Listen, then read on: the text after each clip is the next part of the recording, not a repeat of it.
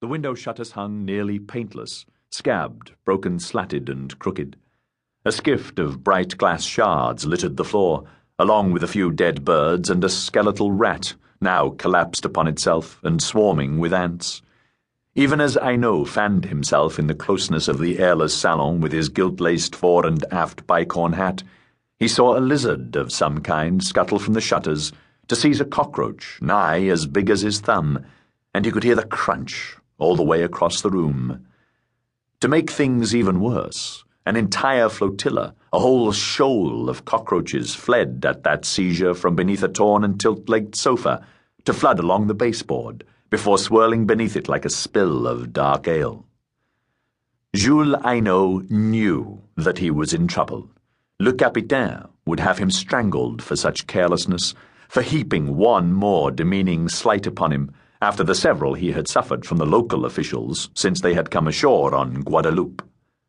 Working for Le Capitaine was rewarding at times, profitable in monetary matters, and the best of confiscated or commandeered goods, such as his ornate sword, which formerly had been the property of an elderly junior admiral, without the proper zeal and ruthlessness of a true revolutionary. "You wish it? Take it," Le Capitaine had told Aino after the court-martial for failure and royalist sentiments, as it lay on the judge's table after the guilty party had been hauled out, blade exposed and point toward the doomed, signifying a verdict of guilty.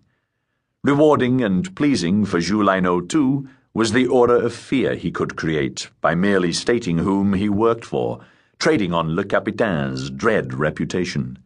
His new boots the cobbler had made gratis, pouring heart and soul into the workmanship and materials, as if his life had depended on it. His uniforms, if not free, were gotten at a large, shuddery discount. But his superior didn't suffer fools or slackers gladly, and more than one promising and well-connected young officer had had his head lopped off for less. Now, what to do? What to do? Aino dithered, all the while in an outward pose of a man with few cares but for this mere trifle. "Jumped up foreign farm hand," Clark de Gugne silently sneered as he gathered up his traps.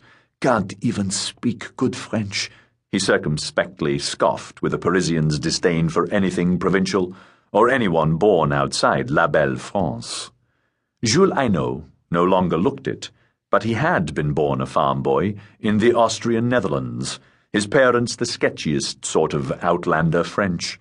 He'd fled potato-grubbing early, had gone to sea at 14, still nigh illiterate, and had drifted into the old Royal French Navy just before the start of the Revolution. Just a lowly matelot with grandiose dreams of being somebody or something someday. He'd seen quickly how the prevailing wind stood, and had gladly, if not wholeheartedly, embraced republicanism and the Jacobism of the sans-culotte as a way to advance himself.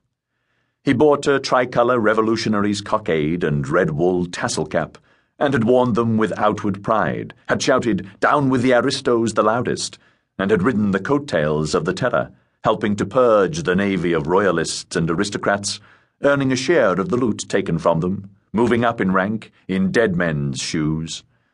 For once his lack of education, his humble beginnings, and his outlandness had worked for him, for he was held up as a shining example of how the ideals of the Revolution would spread all round the world and conquer the old order.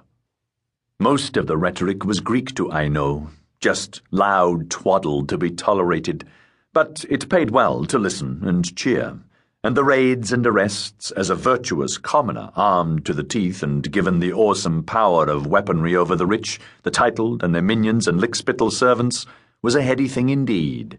And the cheers! Escorting accused prisoners through the seaport streets, eyes open for the prettiest women and girls who threw corsages, and now and then themselves, at such a well-knit and stalwart young patriot. Then, when he had been urged to turn informer and spy upon suspect shipmates, surviving officers, and town citizens, and he'd come to court to testify, tricked out in his scrubbed-up, borrowed best, Aino had gotten even more favourable attention, from the young female citizens most of all. After all, it wasn't as if the people he testified against